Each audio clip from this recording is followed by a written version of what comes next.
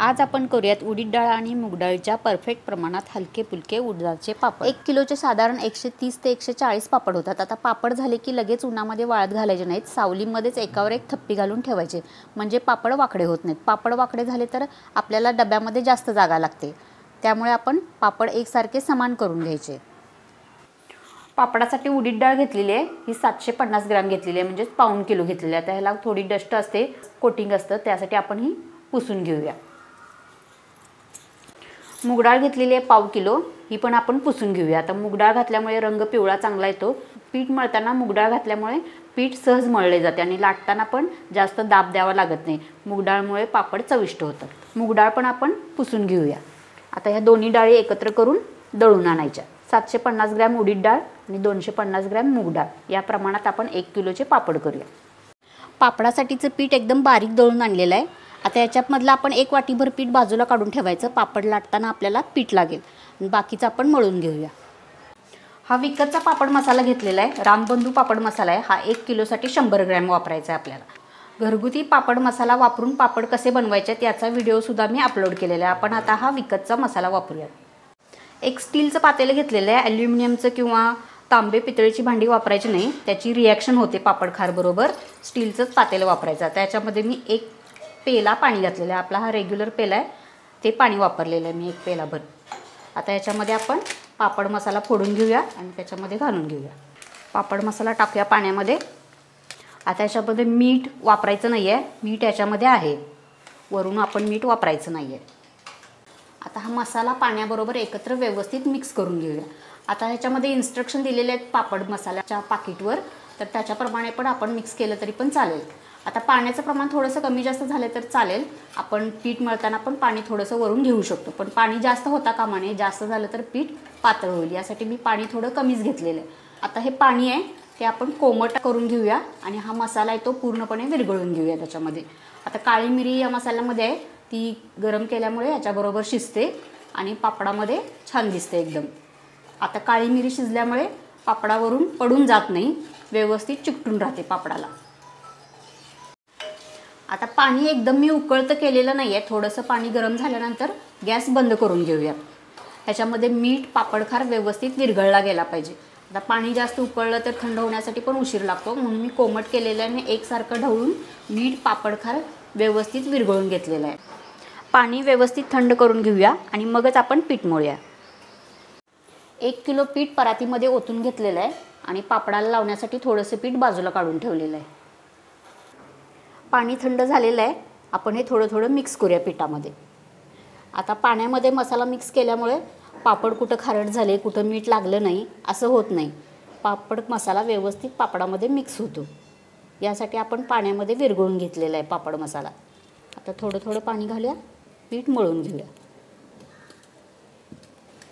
सुरुवातीला कोरडंच पीठ मळून घेऊया व्यवस्थित, मसाला सगळीकडे लागला पाहिजे, मीठ पापडखार व्यवस्थित सगळीकडे मिक्स झालं पाहिजे, तरच पापड चांगले होतील। यासाठी आपण पीठ व्यवस्थित सगळं मिक्स करून घेऊया। आता मसाला आणि पीठ सर्वत्र एकत्र मिक्स झालेलं आहे छान।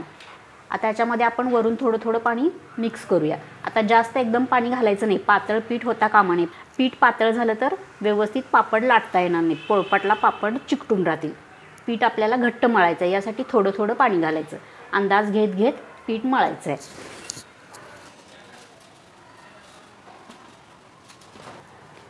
पीठ एकदम घट्ट मळून घेतलेलं आहे। आता याच्यासाठी मला 2.25 पेले पाणी लागलेलं आहे। जो पेला आपण मगाशी दाखवला होता त्याच्याप्रमाणे 2.25 पेले पाणी लागलेलं आहे।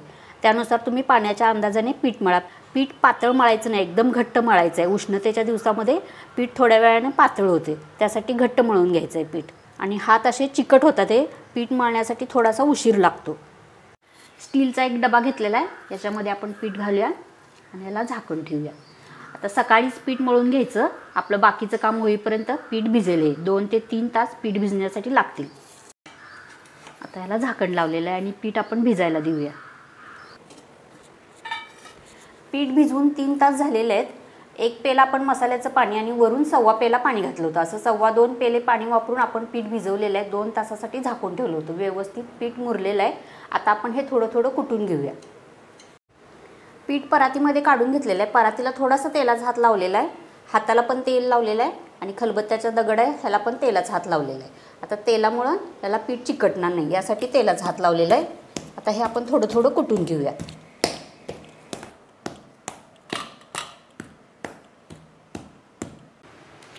पीठ एक 10 मिनिट व्यवस्थित कुटून घेतलेलं आहे. आता कुटल्यामुळं पापड व्यवस्थित लाटले जातात.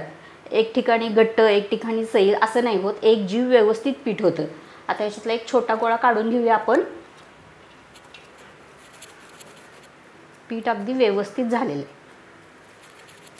आता पिठाचा छोटा गोळा होता, त्याचा एक रोल बनवून घेतलेला आहे मी. बाकीचं पीठ आहे ते डब्यामध्ये झाकून ठेवलेलं आहे. पीठ वाळायला नको यासाठी झाकून ठेवायचं. गोळे आपण एकसारख्या आकारामध्ये कापून घेऊया. आता कोणाला जास्त मोठे पापड लागतात, छोटे लागतात, जाड, पातळ, आपल्या आवडीनुसार गोळे करून घ्यायचे. पीठ अगदी व्यवस्थित झालेलं आहे. गोळे कापल्यानंतर थोडेसे असे गोल करून घ्यायचे, एकसारखे करून घ्यायचे, म्हणजे पापड व्यवस्थित लाटले जातात. पीठ हाताला अजिबात चिकटत नाही आहे.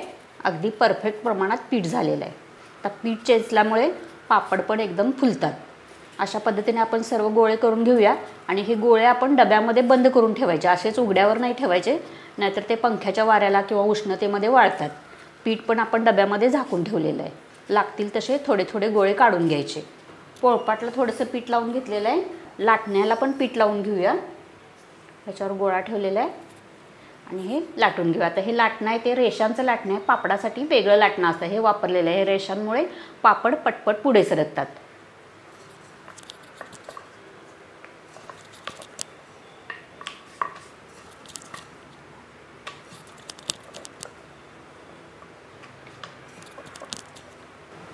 असा पातळ पापड लाटून घेतलेला आहे. हा पापडामध्ये आपली काळी मिरी, पांढरी मिरी दिसत आहे.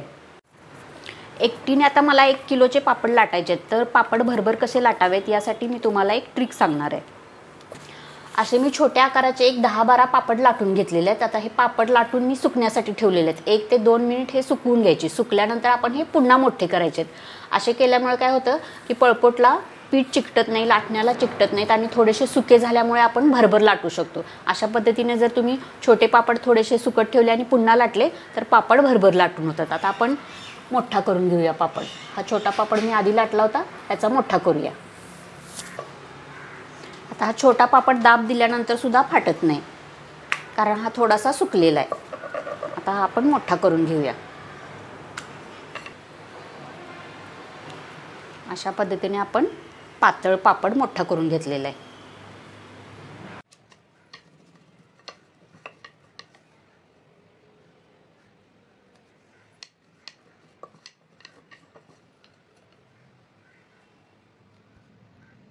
सर्व पापड लाटून झालेले आहेत आणि याचे 130 ते 140 पापड झालेले आहेत. आता हे लगेच उन्हामध्ये वाळवायचे नाही आहेत. मी एकावर एक थप्पी घालून सावलीमध्येच 1 दिवस ठेवणार आहे. एकावर एक थप्पी घालून ठेवायचे म्हणजे पापड वाकडे होत नाहीत. आता दुसऱ्या दिवशी उन्हामध्ये वाळत घालूया पापड. आता उन्हामध्ये घालताना सुद्धा 1 तासभर मी असेच ठेवलेले आहेत एकावर एक पापड. त्याच्यानंतर मग पसरून घालायचे 2 तास. असे 3 तासासाठी पापड वाळवून घ्यायचे. उडदाचे पापड एकदम हलके असतात. आपण लगेच कढईमध्ये टाकले तर फुलतात आणि करपतात सुद्धा. यासाठी काय करायचं, आपण तेल तापवून घ्यायचं, गॅस एकदम बारीक करायचा आणि मगच पापड तळून घ्यायचा, म्हणजे पापड करपत नाहीत.